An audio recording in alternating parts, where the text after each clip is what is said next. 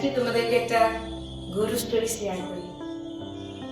তো একবার কি হয়েছে, আমি যখন প্রথম টিচার ছিলাম তখন তো সকাল দুপুর রাত্রি সবসময় কোর্স।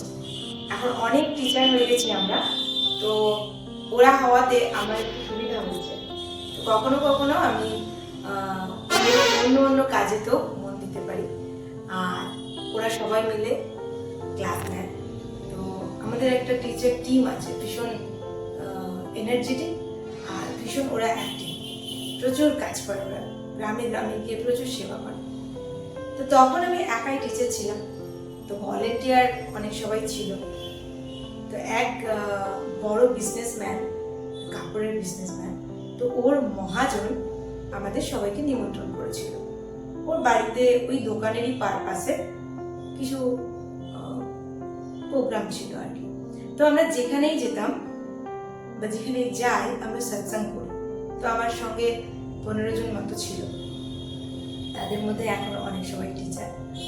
তো আমরা ওখানে গিয়ে রীতিমতো সৎসঙ্গ করেছি, খাওয়া দাওয়া করেছি। আর ওখান থেকে এসে আমার কোর্স ছিল, তো আমি তাড়াতাড়ি চলেও আসি। আর কোর্সে একজন ভলেন্টিয়ারকেও নিয়ে যাই।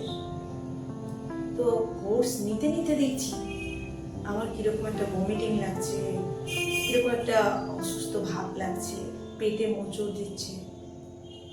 তো আমি ওই দিদিকে বলি যে তুমি দেখো, আমি এক্ষুনি আসছি ওয়াশরুম থেকে। আমি ওখানে গেছি আর সত্যিকারই আমার লুজ মোশন স্টার্ট হয়ে গেছে। এসে দেখি ওই দিদি নেই। কেন, কি হলো? দিদিকে বললাম একটু দেখো, দিদি কেন নেই? এর মধ্যে আবার আমার পেট মোচড় দিচ্ছে। তো আমি আবার দৌড়চ্ছি, দেখতে দেখি যে ওই দিদি আসছে। আমি কি হলো? বলছি আরে আমারও পেট মোচড় দিচ্ছে। তো ইতিমধ্যে এইসব কোর্স নেওয়া, পেট মোচড় দেওয়া, বাথরুম যাওয়া, এইসব ওয়াশরুম যাওয়া হয়ে যাওয়ার পরে কোনো রকমে দিদি চলে গেছে বাড়ি, ভলেন্টিয়ার দিদি। আর আমার ওখানে থেকেই কোর্স নেওয়ার কথা ছিল। তো রাত্রি 1:30-2টোর সময় আমাকে হসপিটালাইজড করতে হয়, এতটাই বমি, লুজ মোশন এসব হচ্ছিল। তো হসপিটালে আমি ভর্তি হই। তারপরে দেখি সকালের দিকে এক এক করে সবাই, যারা ওই 15 জন ছিল, সবাই এক এক করে হসপিটালে আসছে। সবারই অবস্থা খারাপ। তো তারপরে খোঁজ খবর নিয়ে দেখা গেল ওই অনুষ্ঠানে যত জন ছিল সবাই হসপিটালাইজড। তো আমাদের বেঙ্গলে একজন স্বামীজি আছেন, আমরা সবাই জানি, গ্রামেগঞ্জে গিয়ে উনি খুব কাজ করেন, স্বামী শ্রদ্ধানন্দজি। তো স্বামীজিকে ভলেন্টিয়ারদের মধ্যে কেউ একজন ফোন করে জানায় যে স্বামীজি এরকম, আমরা সবাই অসুস্থ আর মলিও হসপিটালে। তো স্বামীজি তখন গুরুদেবকে ফোন করেন। তো গুরুদেব তখন সৎসঙ্গে ছিলেন।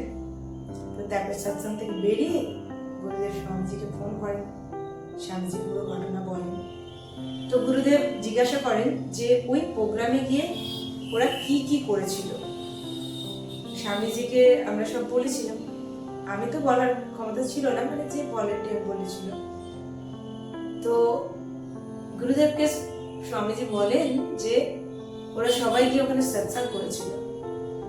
তো তখন গুরুদেব বলেন যে এই সৎসঙ্গ করার জন্য ওখানে যে 250-300 লোক ছিল সবাই বেঁচে গেল। এবং স্বামীজিকে গুরুদেব বললেন যে তুমি আমার হয়ে যাও এবং প্রত্যেককে ব্লেস করো। স্বামীজি আছেন আর সবাইকে 2-3টে হসপিটালে আমরা হসপিটালে এসেছিলাম। এবং যে ব্যক্তির বাড়িতে খেয়ে এরকম হয়েছিল, মিডিয়া থেকে লোক চলে এসেছিল তাকে ধরে নিয়ে যাবে। তো সেও স্বামীজিকে জানায়। তো গুরুদেবকে প্রে করা হয়, জানানো হয়। তো গুরুদেব ব্লেস করার কারণে ওই ব্যক্তিরও সেরকম কিছু হয়নি। পরে জানা যায় যে যারা যারা মিষ্টি খেয়েছিল, ওই মিষ্টিটার মধ্যে এমনভাবে ফুড পয়জন হয়ে গিয়েছিল, রসমালাই ছিল। আজ পর্যন্ত আমি আর রসমালাই কোনোদিনও খাইনি। তো তারা সবাই অসুস্থ ছিল। তো গুরুদেব বললেন যে এদের মধ্যে অনেকেই মারা যেত। ওই সময় সৎসঙ্গ হয়েছিল বলেই এত সবাই বেঁচে গেল। তো সৎসঙ্গের মাহিত্য এরকম। আর গুরুর কৃপা, গুরুর ব্লেস তো সবাইকে, দেখো ওই ব্যক্তিকেও মিডিয়া থেকে বাঁচানো, আর আমার সাথে যারা গিয়েছিল তারাও সুস্থ হয়ে বাড়ি